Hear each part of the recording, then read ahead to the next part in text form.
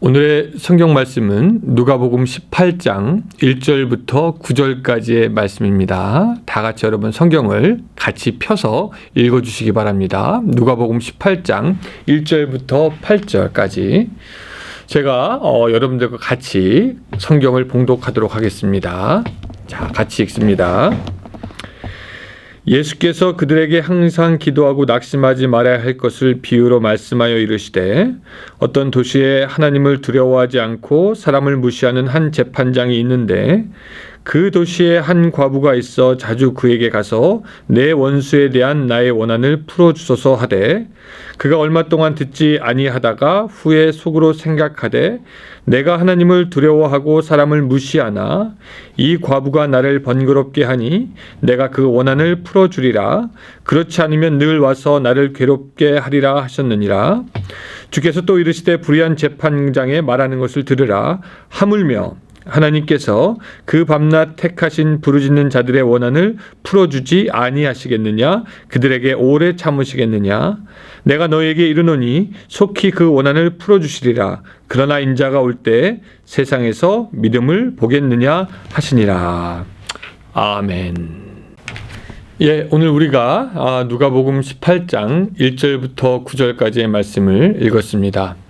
우리가 옛날부터 들었던 격언이나 속담 중에는 이런 것이 있습니다. 하늘은 스스로 돕는 자를 돕는다라는 말이죠. 이것은 영어 격언 Heaven helps those who help themselves의 번역인데 이 한자어로는 천우자조자라고 합니다. 그래서 이게 원래 뜻은 뭐냐면은 하늘은 스스로 노력하는 자를 돕는다. 즉 열심히 일하고 노력하면은 하늘이 도와서 성공할 수 있다라는 그런 말이 되겠습니다.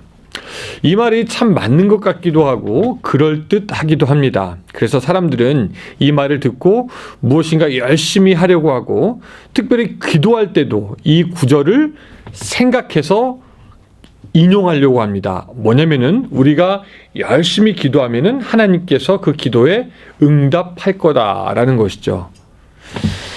그렇게 열심히 기도하는 것은 참 귀한 겁니다. 열심이 없다면 간절하지 않은 기도고 또 간절하지 않은 기도는 우리가 보통 중얼거리거나 뜻없이 중언부언하는 기도가 되기 쉽습니다. 그래서 열심히 기도하는 것은 굉장히 중요하고 또 여러분들이 매 시간 기도할 때마다 열심히 기도하시기를 주님의 이름으로 축원합니다.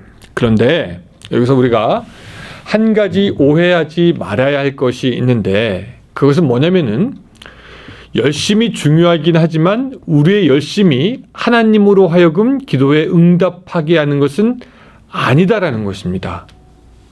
다시 말하면은 열심히 기도해야 됩니다. 중요한 것이기 때문입니다. 그러나 무조건 열심히 기도한다고만 해서 그것이 응답을 받는 것은 아니다라는 것이죠.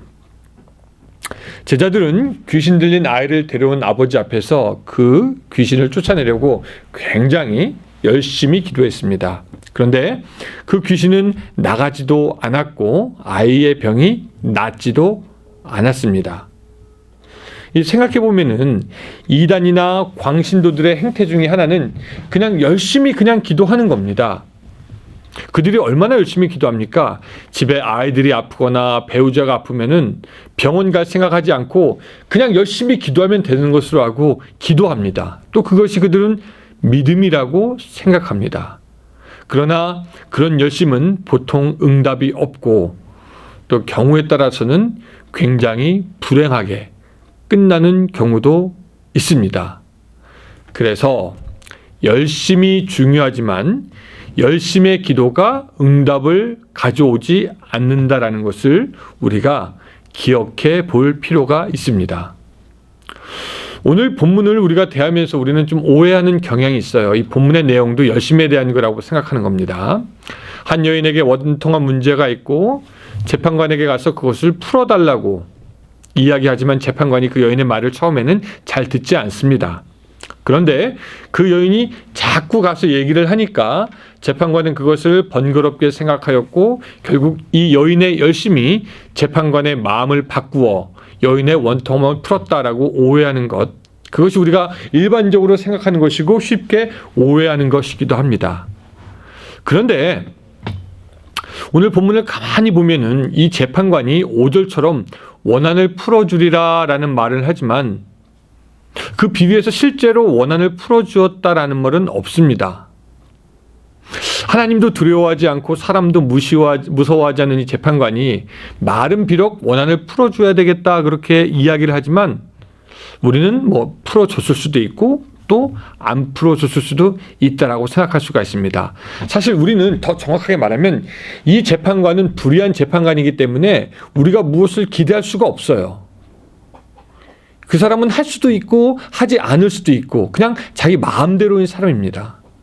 그리고 이 본문을 우리가 그냥 열심히 가서 그냥 간청하기만 하면 하나님께서 응답하신다라고만 이해하면은 여러분, 우리가 그럼 하나님 그냥 귀찮게 하면 우리의 모든 기도에 응답 받는 것입니까? 그렇지 않습니다. 오히려 야고보서는 정욕적으로 구하는 기도는 응답하지 않는다고 우리에게 말씀하십니다.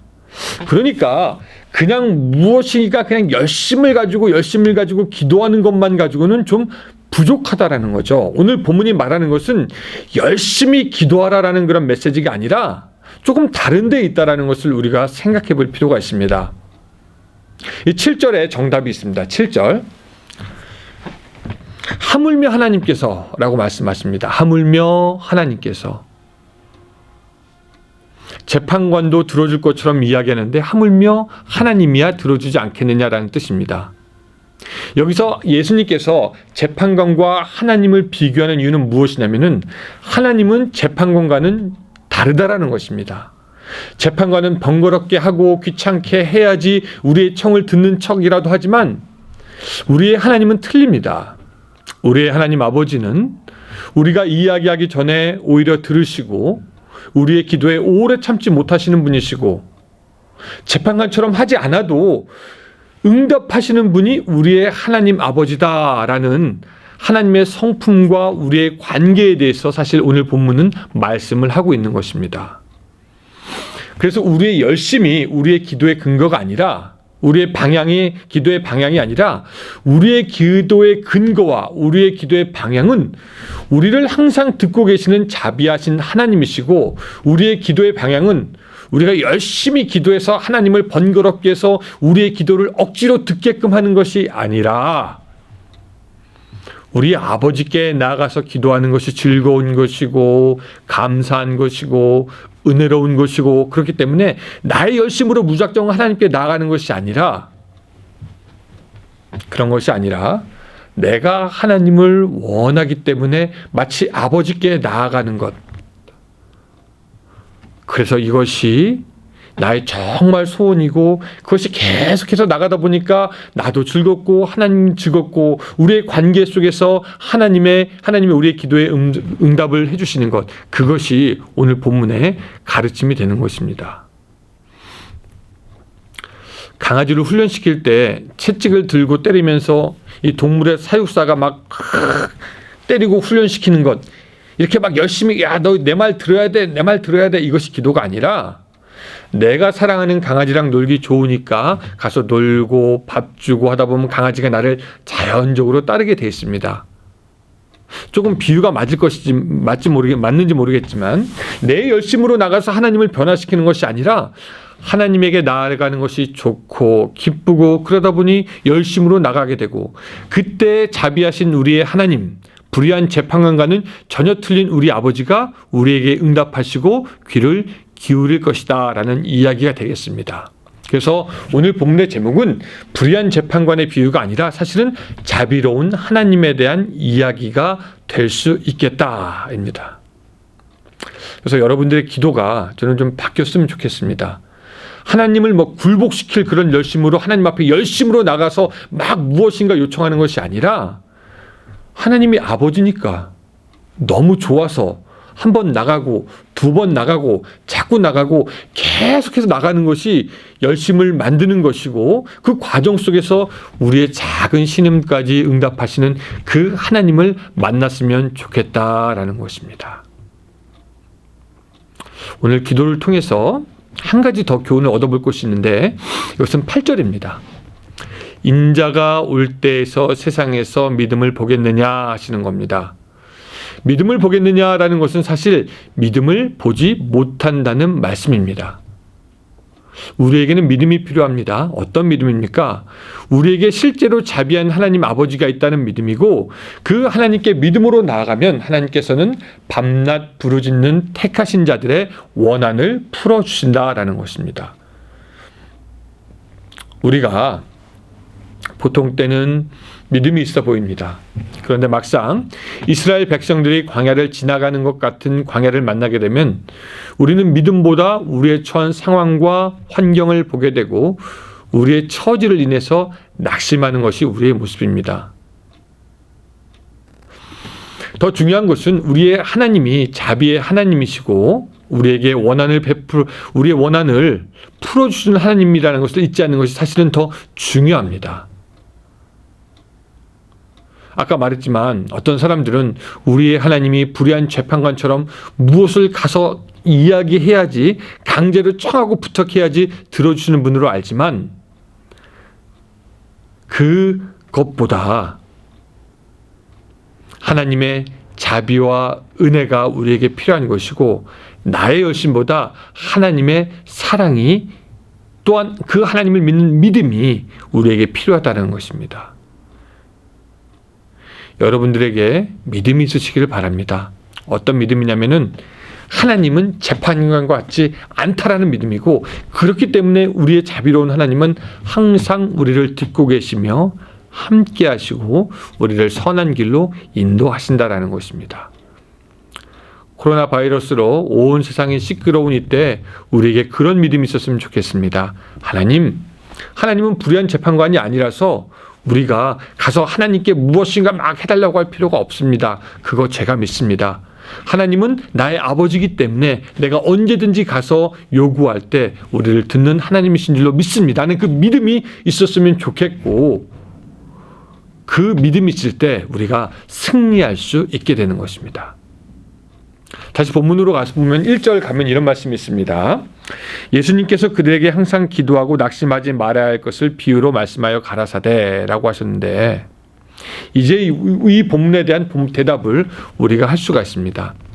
우리가 항상 기도하고 낙심하지 말아야 하는 것은 부지런한 재판관을 찾는 한 과부의 열심이 우리에게 있기 때문이 아니라, 그것이 아니라 우리가 기도하고 낙심하지 않는 이유는 우리의 하나님이 자비로운 하나님이시기 때문에, 밤낮 부르짖는 자들의 원한을 속히 들어주시는 하나님이시기 때문에 우리가 기도하고 낙심하지 말아야 하는 것입니다.